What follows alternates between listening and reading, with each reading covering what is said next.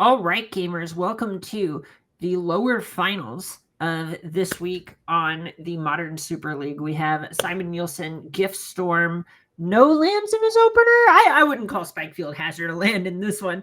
And pretty close to natural Tron for Corey, but not quite. What do you make of that opening hand?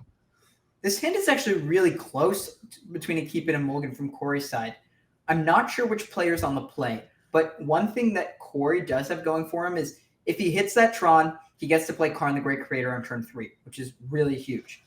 And the other thing is he has Warping Wail, which means half of the mana enablers, being the Baral in this case, are getting killed by that, which means he does have some good interaction. I'm leaning towards a keep with this hand. I think it's not great, but if you get there off your star, even if you get there a turn later, this hand is still pretty good. Yeah, it feels like this is kind of that formula you were talking about just a couple of minutes ago, where this is sort of the control hand, right? You have your counter spell that also could even accelerate you into Karn the Great Creator if you're feeling really frisky. And then this Karn the Great Creator, which is its own version of card advantage and just silver bullet engine. And one thing here, like you mentioned, with getting to go turn 3 Karn, if Corey was to cast Warping Wail on turn 2, is you can cast the Karn on turn 3 and then get a Tormod script, which does interrupt the combo pretty well. Right, and it looks like it is Baumeister on the play, leading off with a power plant into a chromatic star.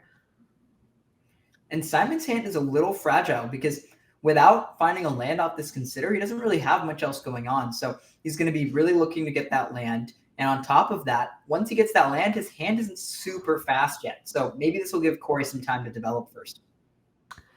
Right, and this is a spot where it looks like we're going to have another chromatic star coming down for Corey, and now Simon really just missing something.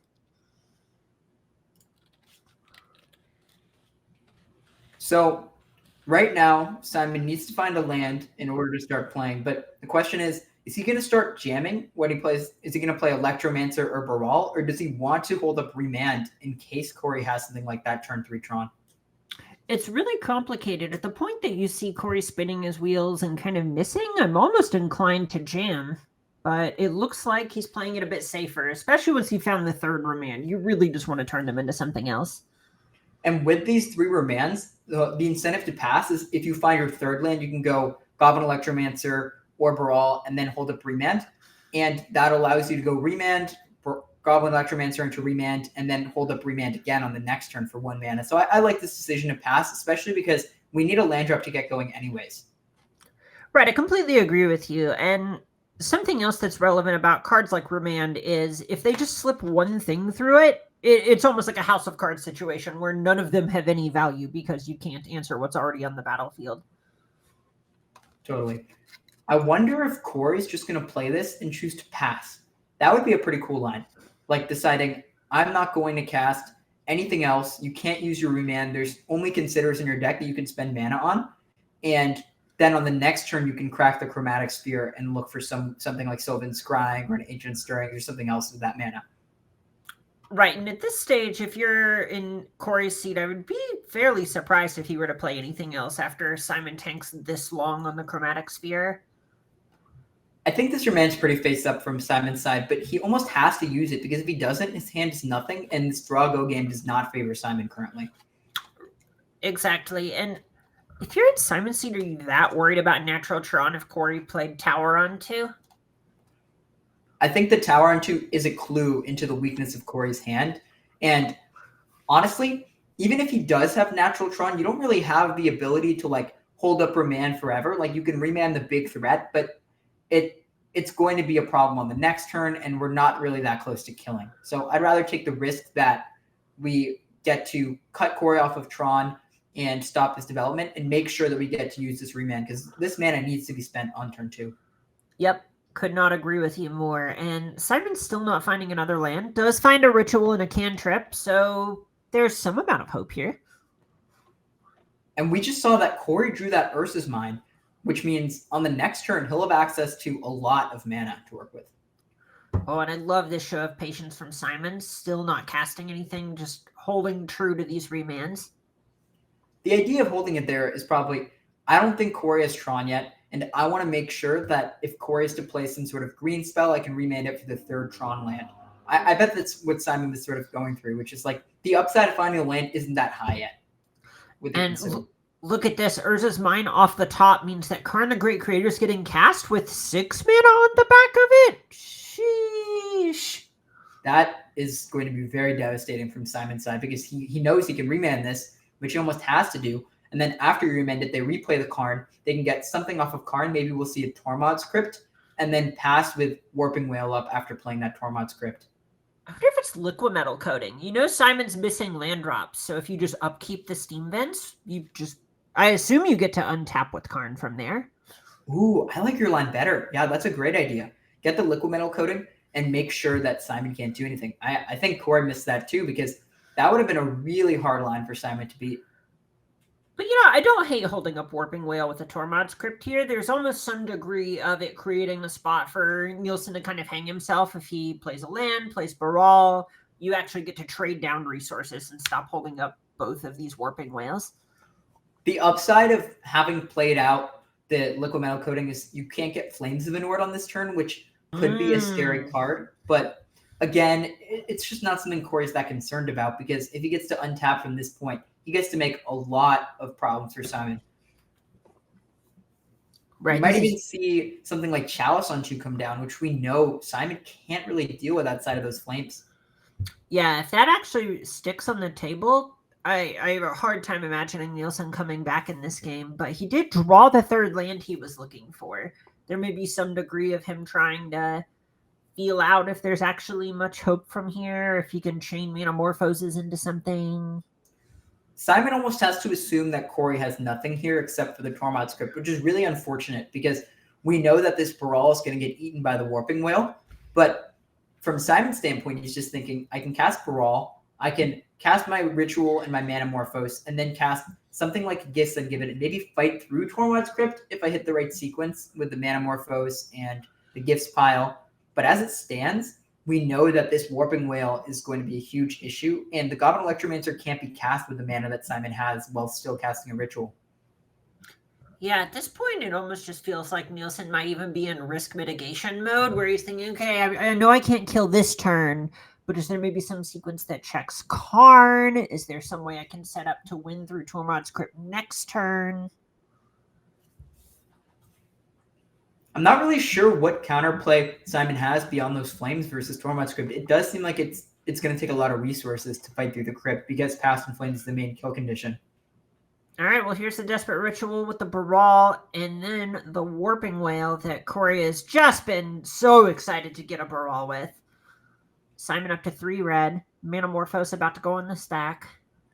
I mean, at least he can cast a Goblin Electromancer here, and that might help. I mean, you can go consider an Electromancer. It's not nothing. It's certainly not nothing. So we talked about Karn getting something like Chalice of the Void. What if he just gets a Stonebrain at this point? Oh, yeah. Game 1 Stonebrain has just got to be lights out, right? You Stonebraid the Grape Shot, and then what else can he do? I mean, looking at Simon's deck list, you're going to have to pull up a lot of Spikefield Hazards in order to get past that. Holy. All right. Well, he has ripped 1 Spikefield Hazard, which if you're in Simon's seat might look like reprieve from Stonebrain for 1 turn if you find another one. Oh, the other Spikefield Hazard on top. It's ugly, but is he priced in? I don't think he can even afford to keep the Spikefield Hazard. Like, if I'm in Simon's seat, I'm just hoping that my opponent doesn't go for the Stonebrain and assuming that I have to assemble a line without it. Like, maybe the alternative is like you double Spikefield Karn, but that's just such a temporary solution. Sure. Yeah, it's really tough, but all right, it looks like Corey's getting to untap with Karn at 2, immediately throws it in the bin. He knows what he's getting. I would be super surprised. Yep, he goes for the Stonebrain. He knows this is lethal. All right, Nielsen, happy to check the next couple of games. We've seen this sideboarding song and dance once. We know the Blood Moons are coming in for Nielsen with some, basically just the edges getting trimmed a little bit on some of the higher quantity cards. We see Empty the Warrens making its way into the deck, likely respecting the ring. What do you think's going on in Corey's head right now? Well, One interesting thing is he had a tough time against Blood Moon, and he has this Haywire Might in the sideboard. Maybe he's thinking about if that would be a good counter to the Blood Moon that we saw. And the other interesting thing is when Corey's sideboarding here, he needs to figure out a way to win the games in which he does this thing, and he's boarding in the Stonebrain right now. So maybe he's thinking like, I am more likely to win by cheesing, by Stonebraining my opponent's grape shots than anything else. But from Simon's side, it's funny. In the last round, I talked to Simon a bit on coverage about, maybe it was right after, about playing Empty the Warrens in this matchup, and how I had the idea that maybe that would be a strong play to make, just to counter something like what we saw with the One Ring and that sort of scenario. And he decided to bring in the Empty, which maybe he does that through the Stonebrain too. He's like, oh, there's the Stonebrain and there's this issue of the One Ring, so it's good enough to bring in. I'm going to have to talk to the people running this thing about unleashing Team Handshake with between round talks about matchups against us normies. We're going to call that firm handshakes all around. So I saw Sundering Titan wander into Simon's deck for a minute. Do you think he's looking, or excuse me, into Corey's deck for a moment? Do you think he is looking to add cards, or is he just trying to get certain cards out of his deck? What's going on here? Well, to me, you want your threats to be game-winning when they come down. Sundering Titan isn't quite that. And honestly, from my standpoint, I would much prefer to play something like Oblivion Stone to have more answers to Blood Moon. Or like I mentioned earlier, I think this Haywire Might could be quite nice, just so that you have another counter plan if they bring in the Blood Moon. Because you're not always going to be able to spend your time finding Beseiju. And that's a really big cost if you ever have to map or scrying for that. So that would be the card I'm most considering. Otherwise, I think the rest of what he's doing makes a ton of sense. He ended up bringing out the Stonebrain, trying to respect the fact that Karn can get that and instantly win in a lot of games. Yeah, it's definitely the kind of card where it, at least from where I'm sitting, it looks like it's kind of a turn behind the 8-ball whenever you're on the draw. So it certainly makes sense to me to have it in the sideboard, since you probably are going to have to be Troning for it anyway. One card we haven't seen do a ton in this matchup yet is that Flames of Anor that we've mentioned a few times. I wonder how that will play out in this game, or if we'll see the presence of that card at all. Well, there's a Chalice in Corey's opening hand with some amount of Sylvan Scrying, not much else in the way of interaction. Kind of would be surprised if he'd kept this, but the rest of the hand, yeah, it's real rough, right? Like, we can maybe get a turn 4 Tron. Like, if we draw one Tron land, you can hold off on the Sylvan Scrying until you've looked at an extra card with Sphere. So we get 3 looks before we cast the Sylvan Scrying, which is not bad. But you really have to be thinking the Chalice of the Void is a KO if you're going to do that. And I'm just not sure that's the case. Yeah, okay, there it is. There's the mulligan from Corey. You can see why he thought about it, right? Having double Beseiju means he probably has Blood Moon covered at least a little bit, which it's somewhat attractive. You have to think about it. This one, I'm a little bit more surprised that Corey kept, because the issue with this hand is you have to draw that Tron land in 2 draw steps. But if you don't, your hand doesn't really do much. I do like the idea of a Warping Wheel. That is helpful for Baral. But Electromancer is not going to be good news for Corey. Yeah, looking at Simon's hand, he's got 3 lands, couple rituals, and Electromancer. So he's really just a ritual and a Gifts Ungiven from the turn 3 kill. And a Remand here, too. I guess I see the appeal of keeping Corey's hand, as your opponent is probably dead on 4. Oh, I got super excited for a second. I thought that was a different Tron land when I saw the art.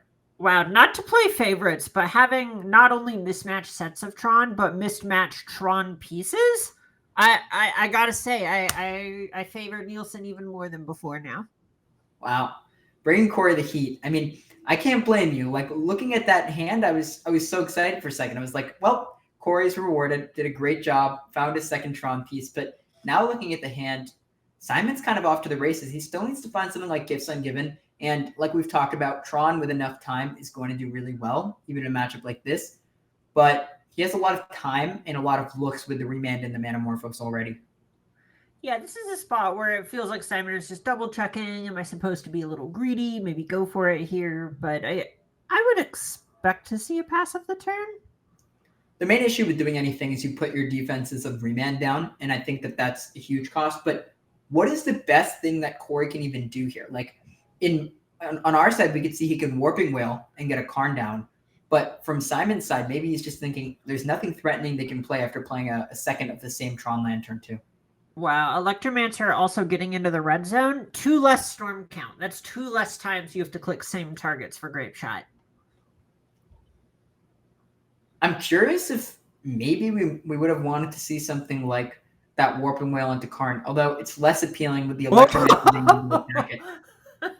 All right, fetches Urza's Mind with Expedition map. Naturally draws the tower.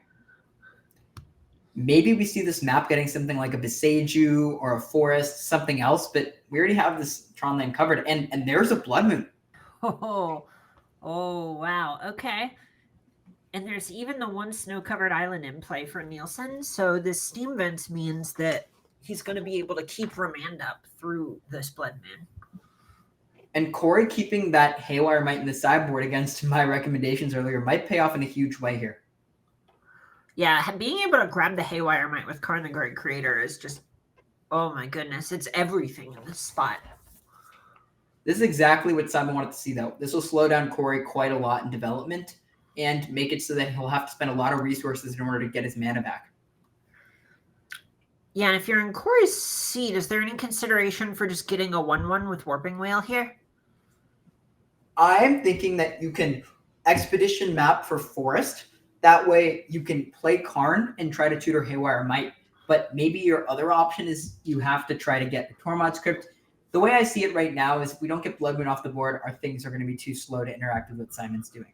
So, I mean, this is an alternative. You just decide, I need to draw a Forest, and then I can do something. All right, looks like he's grabbing a Beseiju. Maybe we'll see Corey go for map, and then he can tutor a Forest. Yeah, him drawing the Expedition map was a godsend here at a glance. I mean, there's also a degree where if he just hits enough land drops, this Karn the Great Creator is going to be able to Stone Brain Simon Nielsen into the Stone Age. Like we've talked about a few times, I mean, the game right now comes down to how much pressure can Simon put on with this combo before Corey sort of unlocks his thing of doing Tron, because these remands are temporary. They do not permanently do anything. So with enough time and mana, Corey's going to be able to get to a state where he can get the Stone Brain, he can get something like Chalice onto. A lot of threatening plays that are going to be really hard for Simon to play through. That makes a lot of sense. And something that I can't help but notice here is just assembling stuff like Beseiju. When he has this many lands, maybe this Oblivion Stone is just a fine enough answer to Blood Moon, and he doesn't want to expose the Karn to something like Grape Shot, right? He just feels bad if he gets the Haywire Might, Karn gets Grape Shotted down, and all of a sudden Baumeister doesn't have anything in the tank left. Right now, Corey can tutor for a Forest end of turn.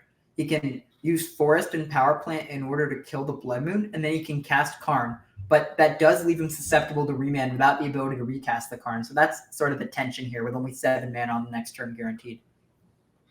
It makes a lot of sense. And with Simon just drawing another land, it's looking like this might start to slip away if he doesn't find a Gifts Ungiven or more draw spells off the top. So Simon maybe is even thinking about casting Manamorphose, because at this point, mana is not going to be a huge bottleneck. You already have Desperate Ritual. You've developed a lot of lands. And this would be a window where, depending on what Corey has, he could threaten your ability to combo. I'd like to see Simon just cast the Manamorphose here, actually, and try to find something like Gifts Ungiven. Is there a world in which Simon should maybe be remanding his own spell just to draw cards, or is that are we still at a phase of the game where the remand's valuable? The issue with doing that is just that the remand is going to be able to trade up for maybe Corey's whole turn here. And if Simon thinks about the play pattern on the board of get a Forest, use Beseiju, he knows that Corey only has 7 mana. So if you think, what can he do with 7 mana? The obvious answer is cast some sort of card like Karn, like we see in his hand, or the One Ring, or something that's 4 mana. And I think Simon's likely going to think about how much mana does Corey have access to next turn. That all makes a ton of sense. He's doing the math right now. How many good draws do I have versus how likely am I to need this extra mana next turn? Right, and you can see him just trying to figure out, is he thinking of maybe adding Gigantha to his hand? It's not a crazy idea. I mean, Maybe in some world he could even cast Giganta right now, although I don't know if that's in his best interest. Uh-oh. All right, well, here's that Metamorphose you were talking about. Getting blue. Draws another Electromancer? I mean, why not, right? You're not going to hold it in hand. Like, I think playing the Electromancer out here and then saying, okay, I'm going to have the remand plus a draw step is a pretty good line. All right, well, here's Desperate Ritual going onto the stack. 5. Is he just going to, like, cast Electromancer and then Grape Shot? Can he remand the Grape Shot? How much damage is that? Oh, wow. Okay, so here is Grape Shot with a storm count of 3. So that's 4 total Grape Shots. We can assume one of them is probably getting remanded. Another copy of Blood Moon is not bad here. No, it really isn't. And the Spire Bluff Canal upside of being untapped with Blood Moon is hilariously good here too. Wow, yeah, this is a lot. Okay, yeah, Whoa. we're even seeing the island get tapped. This is a shields down situation. This is really sick. From Simon's side, now he's cast 2 Grape Shots. He's going to deal 7 damage and put him to 4, which is lethal with these Electromancers. That's awesome. Holy math, Batman. From Corey's side now, he's just given up on killing these Blood Moons, I think. He's just going to, how can I play defense? So let's go back to Corey's side here. He's going to take 7 down to 4. He can play the Forest, and he can make a blocker with Warping Whale. So if he wants to, he can just do something like play Oblivion Stone. I don't play. He can cast Warping Whale. Yeah, he can't cast Warping Whale at this point, so he's relying on Karn the Great Creator getting a Haywire Might to chump block. Yeah, he can get Haywire Might and then chump block and gain 2, but that doesn't leave him in the best spot. Well, from that point, okay, so in that world, maybe the line is just minus Karn again and get Wormcoil Engine? Or something like that. That's where my head went to. Getting a Wormcoil. So you're already thinking till next turn, what can we get off Karn that threatens this? I mean, my first thought is you can also get an EE for 2, but that might be worse. Right, okay. Yeah, there's the Haywire Might. I love how Simon played this, by the way. I think he did a really, really sweet play with that remand. I didn't see this line at all. No, the math was so specific, too. And remand here. Oh, remand is so good. Oh my gosh, that remand is so strong. Do you think Simon's thinking I'm gonna attack 2 at Karn or all the damage at Karn here? I don't think he can afford to. I almost think he's forced to attack Corey with both of them. So if you attack, yeah, I think you want to attack Corey with both, just because that forces Haywire Might to chump. If you send both at Karn, there's a world in which Corey just lets it happen, untaps Haywire Might's a Blood Moon, Besages a Blood Moon, has his Tron unlocked, and just goes bananas from there. This is really sweet. So yeah, we're gonna see Corey getting attacked for 4, most likely. He'll chump block and go back to 4. And then on the next turn, this remand might make it really hard for Corey to provide a blocker. Let's take a look. What can Corey get in order to kill the Electromancers and play through a remand? So taking a look at Corey's sideboard, the options are he can get Wormcoil. Ensnaring Bridge could be the best option, but he has too many cards in hand. Engineered Explosives, which we talked about, but is not good enough against remand. Could it be good enough against remand? Is there a world with these Chromatic Stars? Let's see. So he can cast EE, cast 2 stars, cycle 2 stars, but then he's 1 mana short. Yeah, we're seeing the minus on the Karn come down. Maybe he just goes for Wormcoil here and decides, I can't beat a top deck remand. It's hard to imagine that that's that unattractive. Yeah, and that's the Wormcoil, and then Simon's gonna win with his plan of Grape Shot beats. God. Wow, awesome! I'm honestly amazed with how Simon played this game. I do not think I would have ended up in this spot. Yeah, no, that was amazing. The math was just so perfect. This is exactly why, and some hands are like, why, playing so slow, whatever. It's a combo deck. Just play your cards or pass your turn. But how exactly perfect the storm count, the combat damage, all of it came out to be is exactly why Simon is winning these sorts of games. Just wow. That was sick. Probably the best game we've seen all day in terms of like decisioning and gameplay from Simon's spot in a game that like how many people in the world win that game there? Like it's not an easy line to find, I think.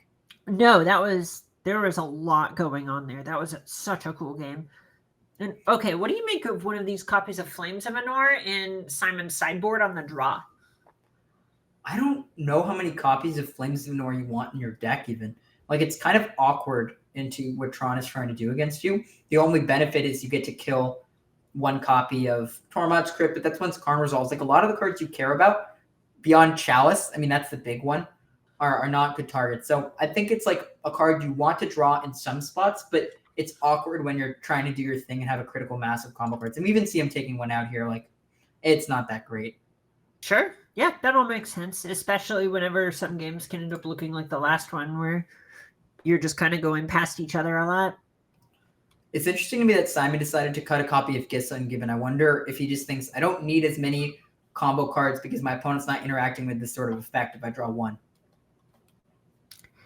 Yeah, that tracks for me, especially if he's looking to slow the game down a little bit and not just combo on turn 3. Simon's hand here is really weird and kind of awkward. Yeah, I could see it going either way. It's really hard to mulligan this hand, right? Like you have Blood Moon, Ramanda's strong against big mana decks. Are you throwing this back? I think I'm keeping. I would say this is more like a keep lose. Yeah. You know with this hand, things could definitely go wrong, but can you really hope for better? And a few spells off the top is going to make this hand look really good all of a sudden. Right. This is better than a random 6, but I can definitely see into the future where I lose. Second Blood Moon is, it's okay here. So now we're going to see a similar bottleneck to last game where if Corey's able to find land drops and a threat like the Karn the Great Creator he just drew, he can maybe just play through the Blood Moon, but he's not going to be able to like kill both Blood Moons most likely in order to get to that combo. Sure, that makes a lot of sense to me. And we even see an Ursus Power Plant coming off the top with the Chromatic Star. So Corey really just has it all here. And Corey being on the play means he does get to cast a threat before Blood Moon comes down if he finds the third Tron piece here. Ooh, that would be huge. If that's the case, the Ancient Stirrings. Yeah, if that's the case, then the Remand can maybe hit Karn the Great Creator into Blood Moon. But the follow-up on turn 4 from Corey, if we think a few turns in advance, is he'll still be able to play Karn on curve again from his hand, even if the Blood Moon comes down.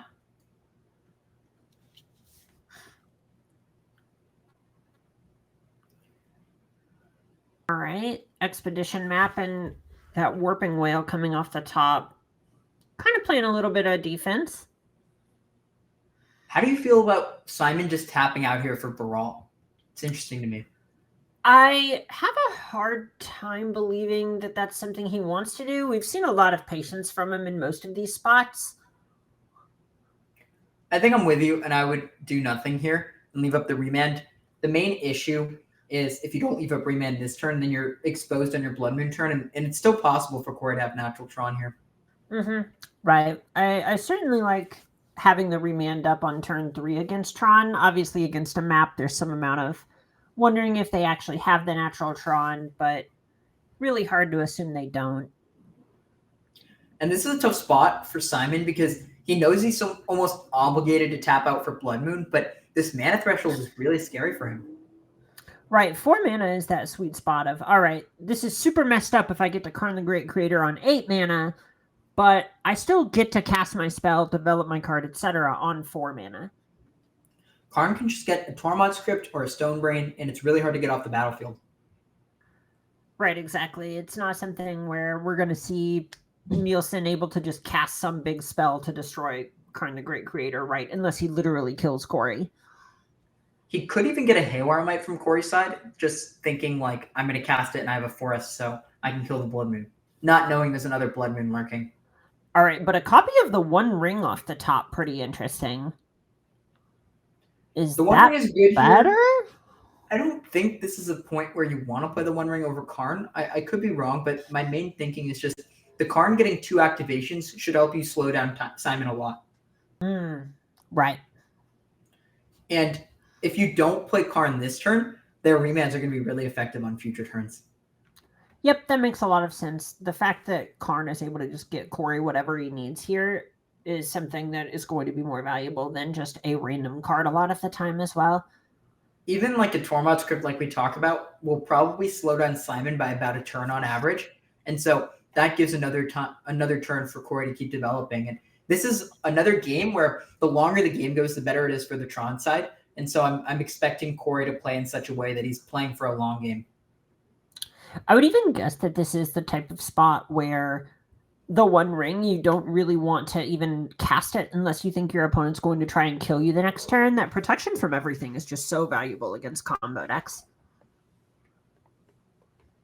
One thing that Corey's probably thinking about right now is, if I play Karn, what's my plan for the next turn after this as well? Because you really want to have that vision of what the Karn is getting before you play it. Yep, absolutely. Yeah, this is something you see a lot of stronger players do, is just map out everything they're going to do before they play a single card. I love this, by the way. I love getting the Tormod script. It just ensures that you have an extra turn of protection, and it means that Corey doesn't have to worry about getting killed this turn. Oh, and there's that Flames of Anor off the top. Not doing so much here. This is like you were talking about during sideboarding, where if there's not a Chalice of the Void card, really not that exciting. We could still see Baral into Flames of Anor. I think it's not the worst, because you can play Baral and then leave up Manamorphose that lets you cast Remand and Flames on the next turn, which is kind of a sweet line from Simon's side. Oh, that's interesting. I actually like that a lot, because if you can guaranteed kill the Crypt and you can make sure that you have the Remand up, there's not a ton that can go wrong. The main issue here is that Simon doesn't have the tools to kill yet. Right, he's definitely a few cards away from actually getting the chance to stop, or to kill Corey, rather. And let's not forget, he is dead to the Stonebrain if it gets activated. Like, he cut the Empty the Warrens from his deck in Game 2, going to Game 3. So if Stonebrain comes down on Grape Shot, then that's going to be the game. Right, this is a spot where whatever value, normally you kind of fight over cardboard, you might fight over short-term like positioning and so on, but if that Stonebrain does get activated, the game is literally over. I wouldn't be surprised to see Corey just go for the Stonebrain with the idea that the worst case scenario is it gets remanded, and then I can just play it next turn. You have to counter it again. Right, it's not like this, even though it has a bunch of islands, bunch of blue-red stuff, it's not like there are real counter spells coming from Nielsen's deck. The presence of these temporary counter spells just means that Simon's the one on a clock here to do something really good. And again, Corey has a pretty nice hand in the sense that his hand can keep developing. Like, he can still threaten to kill this Blood Moon at some point. He threatens to kill Simon with Stonebrain. And it's Simon's job to figure out a route to victory through all this interaction. And that's what he's doing right now, right? This is the type of spot where a lot is riding on this game, and it feels like this is sort of the turn that's going to decide who ends up winning and who ends up losing this game. I agree. This is a critical turn in the game where if Simon makes a mistake here, it's going to cost a ton of equity. And from Corey's side, he also has some huge decisions coming in his turn. Like, how he plays this next turn is going to be really dependent on his draw step. Like, even Simon here's maybe thinking, I can be patient and not play Brawl for another turn. And I don't hate not exposing the Brawl here. There's a spot where he knows that Corey is really valuing Warping Whale highly.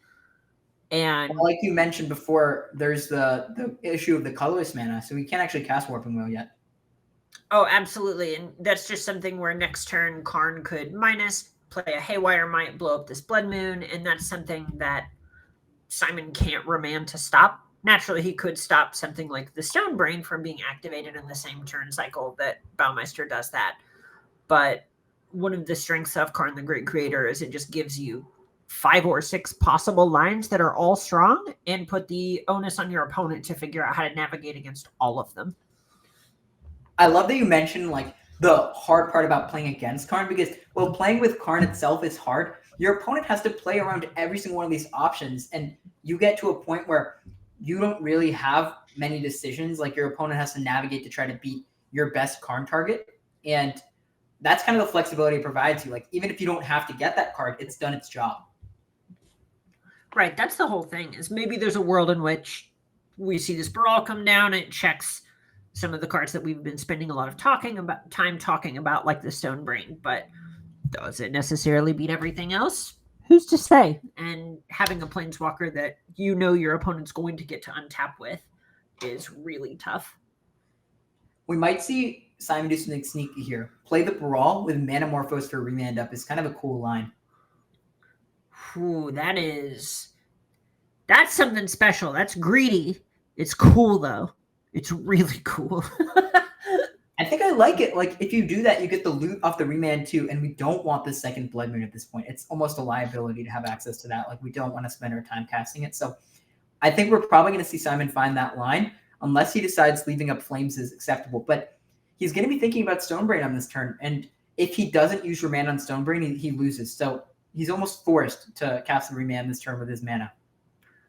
Right, this is the spot where he just is really trying to figure out what his next 2 turns look like and how he can cover all of his bases in order to optimize his shot at literally winning.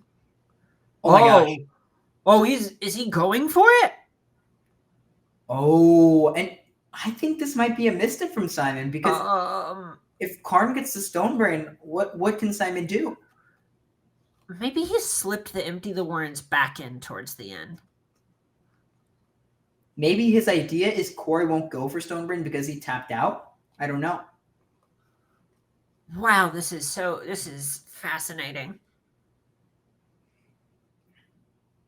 I am quite shocked, to be honest, because I think Corey's pretty likely to go for the Stonebrain. Like, even if your opponent has Empty the Warrens in their deck, you have the One Ring in your hand, so you're not losing to Empty on board. But maybe there's some way that he can concoct a win with enough Spike Field hazards. I'm not sure. Oh, I wonder if Simon is putting Corey on having boarded the Stonebrain in.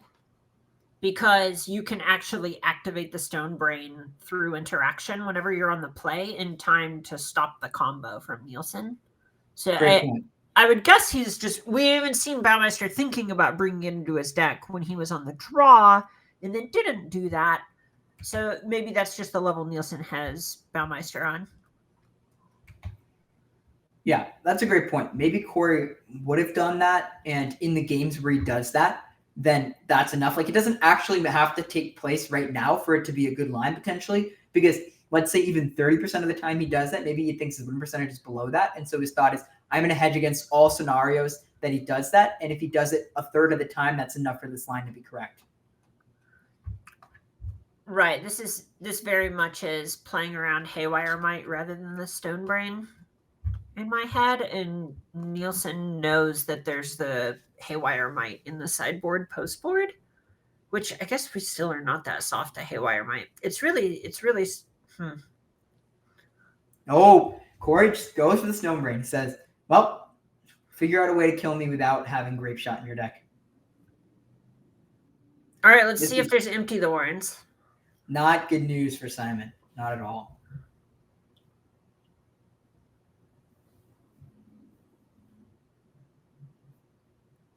All right, I see an Empty the Warrens. There is an Empty the Warrens. Okay. He must have slipped that in. I mean, I didn't see that in his deck at all for game 3, but he must have gotten in right under our noses. Maybe that's what the extra Flames of Anor went to the sideboard for. Okay, so we still have a game here, because he used his full turn on Stonebrain, so maybe he can just assemble a win with finding Empty the Warrens. Like, we're going to kill this card with Brawl. It's not like Corey has a ton going on yet. Right, there's not that much in Corey's hand. If you can just check the One Ring, I don't want to assume too much here, but it doesn't feel like Simon's actually in that bad of a spot. I mean, obviously not the best. He just had his main combo thing taken away from him, but an Empty or something off the top would be huge. We also still have Gifts Ungiven in our deck, so we have plenty of draws that get us back in this game. And Corey's playing fair for once. He has to play one spell a turnabout with the 2 Blood Moons in play. It's not really realistic for him to get through this. Meanwhile, Simon can start churning through his deck. He doesn't have to care about the graveyard anymore. He can ignore this Tormod script and just say, I'm going to draw with Flames of Anor. I'm going to, play Goblin Electromancer. Oh, and he gets to even do... Did he just draw 2 as well? I didn't know Brawl was a wizard. Oh, it's a wizard. It and Goblin Electromancer, both helping Flames of Anor really just live up to Oh the my hype. gosh. There it Oh is. my god, that's Empty the Warrens. No.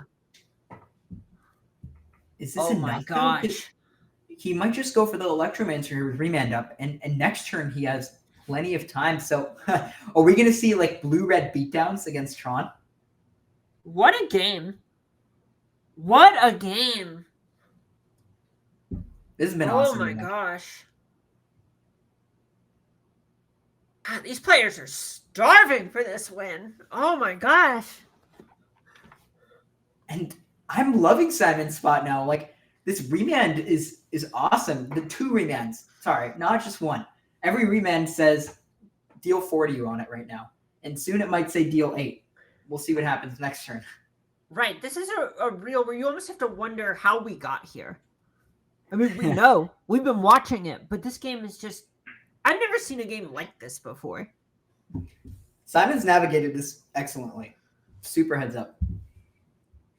And now the pressure's on Corey. Like his control deck is against this aggro deck, and he has to play nice. He only gets 1 spell turn, but these remands are 1 mana time walk currently. This is textbook who's the beatdown. You know? In play right now. The Gifts Ungiven combo deck and Tron. We definitely know who the aggro is and who the control is. I love that Simon's just found an alternative route to victory here too, because I think a lot of the game we were spending thinking, how can Simon win via combo? It would be interesting to me to see if Simon could have won this game without even emptying the deck. Like maybe the Electromancers and the Brawl beatdown is good enough, but he doesn't have to worry about that world. He can just go straight for, let me make some goblins at some point. And I'm loving how his setup looks right now. Yeah, this is a lot. And this is the kind of thing that separates good players from great players, right? Is being able to adapt against hate cards like this. One other thing is that Corey doesn't have any land drops right now. Like, if what he's doing is just playing a One Ring every turn, that's going to be no issue whatsoever for Simon in the short term. No, not at all. And there's even a point where do you remand it? I was about to say I assume you do, but then if you empty after you remand it, then it's unclear if you even get to remand again the next turn.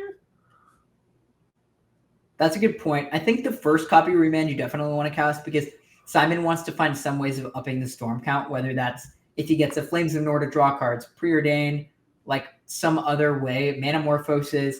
I think that currently he can't make enough goblins, and so he just needs to find some spells that help him do that. Also, you get a loot with the Baral, which isn't nothing when you have this excess Electromancer in hand. That's true, especially if someone can find something like Past in Flames, then all of a sudden this Empty the Warrens goes from killing you in 3 to you're on a 1-turn clock and I have a remand. Good luck. Did Corey choose not to crack the Tormod script on the previous turn? No, he did not crack the Tormod script. Wow. So that decision also could come up if Past in Flames is drawn. Or, we could still just see a Gifts Ungiven. Like, that's still strong for value here. Build up storm count, get some rituals, get a Past in Flames. That would be pretty good here. Yeah, and after tanking for a while in Sanctioned Stirrings, comes up with another land. Can't help but assume the choice was between another threat and a land drop. Oh, interesting. Wow. And Corey's not even going for the One Ring here. What is this Sylvan Scrying getting? What is Corey playing towards? I wonder what he's trying to find. Yeah, now I'm pulling up the deck list because I just need to have a look. Maybe a Beseiju? Yeah, but with 2 Blood Moons in play, is that a realistic plan at this point? Maybe. Yeah, I'm curious to see what he gets. Maybe he's just double checking to see. I guess he could just right click sideboard if he was checking to see what was back in his deck, but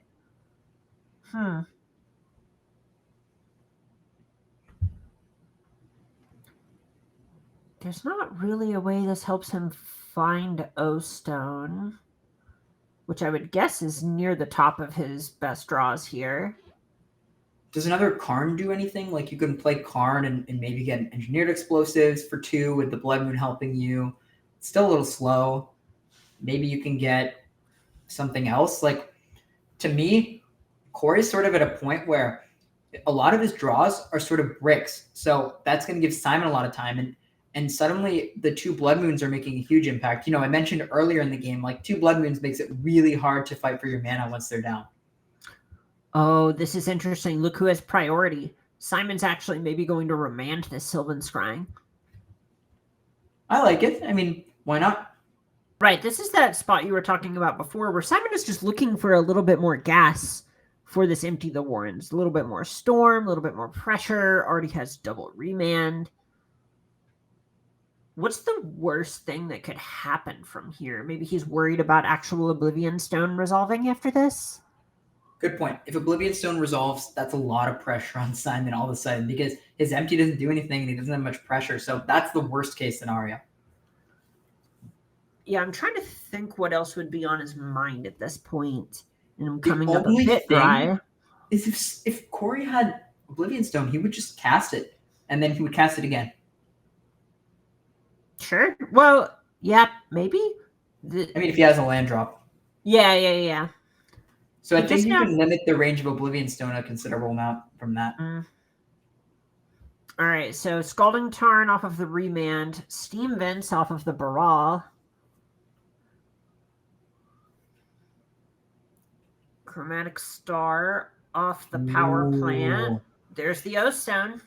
That puts a clock on Simon all of a sudden. This game is so swingy, and Simon drawing 2 lands there definitely changes how this game's looking for him because we were really hoping to see, from Simon's point of view, some good thing to remand, but suddenly he doesn't have much going on.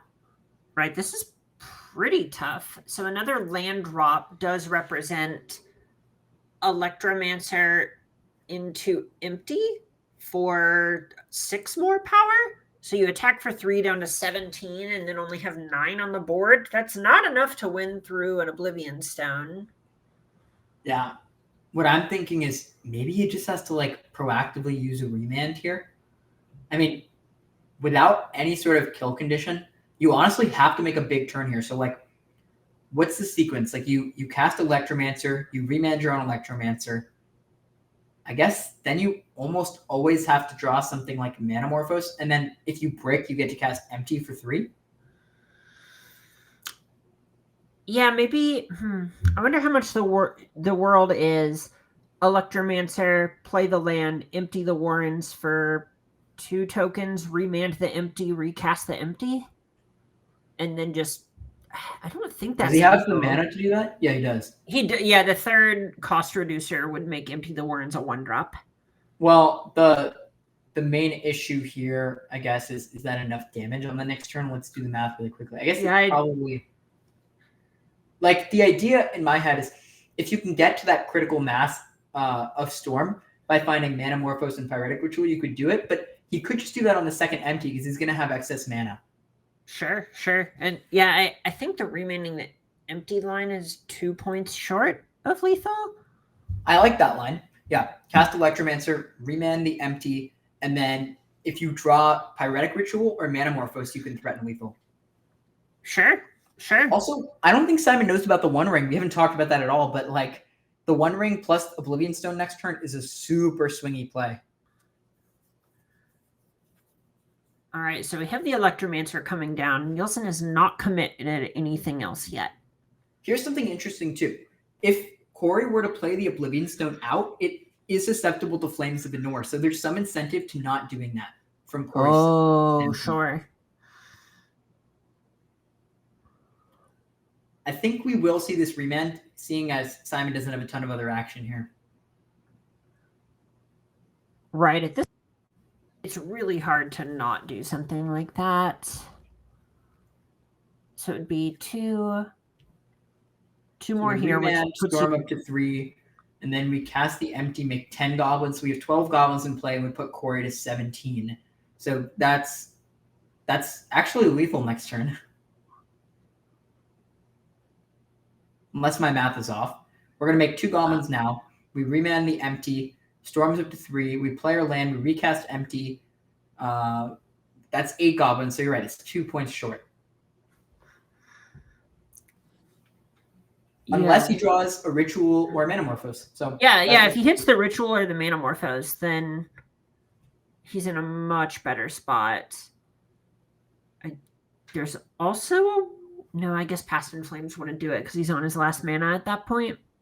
We might see that sequence that we talked about of like Corey has to play the One Ring to buy himself a turn, and then he has to make this hard decision: do I expose Oblivion Stone to Flames of Anor, or do I expose it to something else? And Simon having patience here, he just decides, no, I'm not going to remand this Empty the Warrens. Such a tough choice, honestly. It's really hard.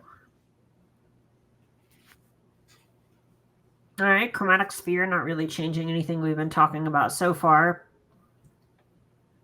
Do you think that Corey is for sure going to play the Oblivion Stone out with his excess mana, or you think he might hold it? Well, he's leading on Chromatic Sphere. Okay, well, that sort of answers our question. Another Oblivion Stone. Hard to imagine that he doesn't just O-Stone here. That means let's go O-Stone, cast O-Stone again. Right. And if you cast the O-Stone again, if you draw a land, even if Nielsen is able to Flames of Anor the first Oblivion Stone, you can then play a land and then just cast and crack Oblivion Stone. It also makes Simon's decision tough because from his standpoint, he almost wants to let the Oblivion Stone go, which sounds kind of ridiculous, in order to make sure that he can kill it if he draws the Flames. Oh, interesting. It's really tough because him remanding it, he knows it's going to come down, and if there's that land, then it's a huge issue. Like, you'd much rather play around the land than the second Oblivion Stone from his point of view. And you can see Corey trying to figure out how he's supposed to sequence this. Is there a world where you just cast the One Ring instead? I think once you draw the second Oblivion Stone, it's such high upside to just play one out. Like, he knows that Simon can kill the first, but it's less of a concern. What I'd like to see from Simon is him just potentially letting... it's really tricky to let the Oblivion Stone resolve here. That was my first thought, but it's really tricky. And, whoa, Corey just plays the One Ring. So, okay, that's interesting to me. I think this gives Simon a window, though. I think, yeah, this is his version of just paying a lot of respect to specifically the card Remand and wanting to try and draw another land next turn off the top and then just roll it up with Oblivion Stone. I guess that... I don't know if this play respects Remand more, though. Yeah, no, you're totally right. I think the other line's a little better against Remand. But, I mean, look, Simon doesn't have anything yet. Like, if he doesn't find something off of this Consider, we could get the One Ring resolved, and we can get the Oblivion Stone down. All right, Spikefield Hazard, the top card for this Consider. Probably not what the doctor ordered. Manamorphose, though. Perfect. Okay, that counts. Oh, a Desperate Ritual. Not going to do it here. Not the best. No, I think at this point, from Simon's point of view, he just needs to commit to the board, hope he doesn't get O-stoned out, and that he can beat an untapped One Ring, but it's going to be tricky. Right, and Corey's actually getting to a pretty low life total at this point, that drawing cards with the One Ring is pretty tough. Yeah, I mean, Corey doesn't actually have to draw very many cards with it, to be honest. Sure. Ooh. Wait, Ugin.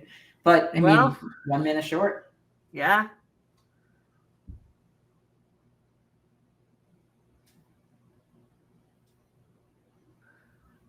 All right, so we see the Oblivion Stone. We see the One Ring resolve, which means that Corey's got a turn of breathing room.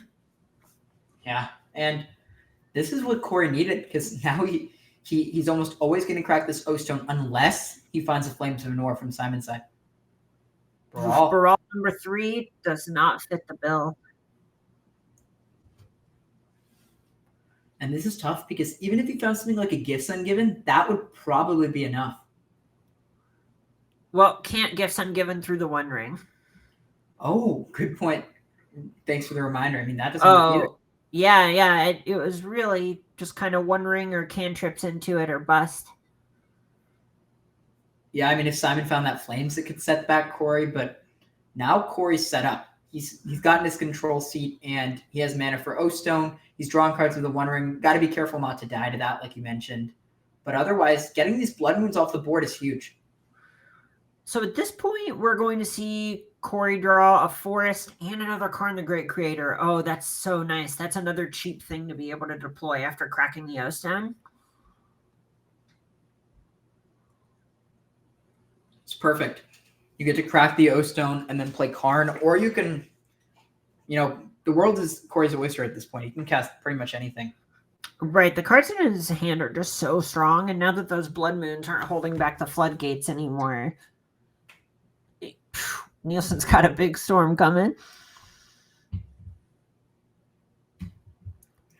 And now what can Simon do at this point to get back in the game? I mean, maybe he could get a Past in Flames going because he has two cost reducers. He can play Baral plus Electromancer in a ritual. It is tricky.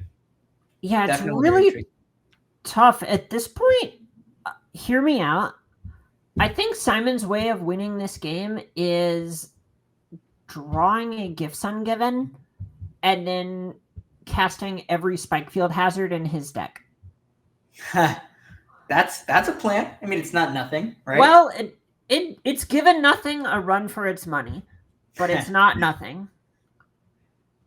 I don't think Corey has another graveyard hate piece. Does the Stonebrain exile itself? I think it does. It does. It does, so ironically. Get the Stonebrain, and then you can Stonebrain Past in Flames? Yeah, I think Stonebrain Past in Flames does it. This is okay, too. Yeah, Liquid Metal Coating's reasonable.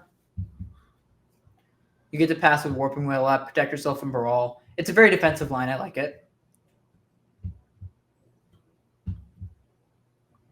All right, so we see Upkeep, Liquid Metal on a Steam Vents, which gives Nielsen 4 mana to play with this turn. Manamorphose off the top, though. Perfect draw. I mean, so you're telling me there's a chance. What can we do? From Simon's POV, we can play an Electromancer, we can cast the Manamorphose, and then we can hit Gifts Ungiven? Yeah, I almost feel like it's this turn or nothing, so I kind of expect him to start on Desperate Ritual. Oh, and also the Warping Wail countering Past in Flames is really tough to beat. Yeah, I guess that's the reason that he didn't need to check Past in Flames at all.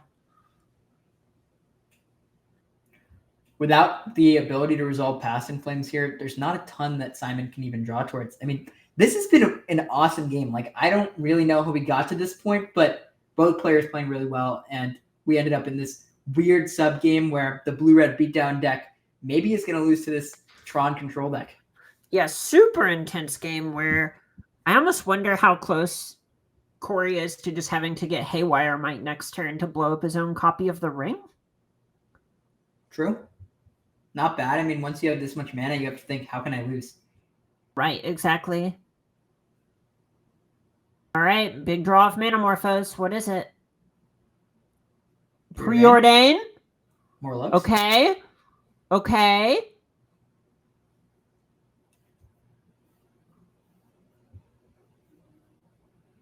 Simon knows this is his last turn to do something, because once we see Corey untapping from this spot, it's lights out. All right. Island and Otawara, not it. Gifts? Nuh-uh. Oh, man, these Warping Wails are just like such a nightmare. I mean, if Corey doesn't have these Warping Wails, maybe Simon can assemble a win with just the traditional 2 rituals and Past in Flames. Although that might come up a little short, too. 2 rituals, Past in Flames, land? I think would be the line, but that doesn't beat Warping Wail, like you said. So tricky here. All right, here's Baral. Gifts Ungiven going to be for 2 mana? Oh, he's just passing. Huh. All right, well, I imagine Warping Wail gonna make Baral not long for this world. And now, like you mentioned, Corey just wants to not die to his One Ring. He's going to try to shut down all of Simon's mana and kill this Electromancer so that there's no chance that Simon can assemble enough mana to pull a win off from here. Right, we're at the point where Corey has 3, 6, 10, 12, 14, 15 mana. Right. I mean, Corey could honestly just Ulamog some lands, Karn get a Haywire Might, pass with Warping Whale up, and then Liquid Metal Coating a Steam Vents. Right, and all of a sudden Nielsen is not completely off red mana in that world. That would be tricky. And Simon's whole plan was to cast Gifts Ungiven, but the Warping Whale killing the Brawl means he didn't have a window to, because, like we talked about, that Liquid Metal Coating stopping the Steam Vents was a huge issue. Very true. Oh, drawing cards off the One Ring. I imagine it's on the way out, if that's the case. Yeah, you don't want to end up dying to something random like double Spikefield Hazard.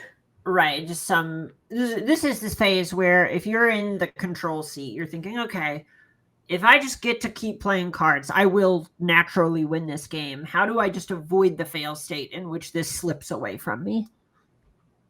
100%, I agree. And Corey's a really smart guy. I'm sure he'll figure out a way to seal the deal here with the Ulamog. I mean, if nothing else, it's going to be very hard for Simon to combo, even with what's on the board. All right, here's that Ulamog you've been talking about. This is going after Electromancer and Steam Vents. Sure.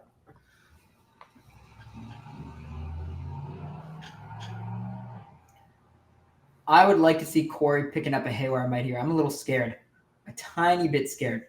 This is small. Hard not to be nervous. Though I guess he did draw another ring. Yeah. Yeah. Sure. I mean, that's fine. Just as long as we're not dying. That counts. Now he gets to kill a land, and that's it. Wow. What a masterclass from both players. That was awesome.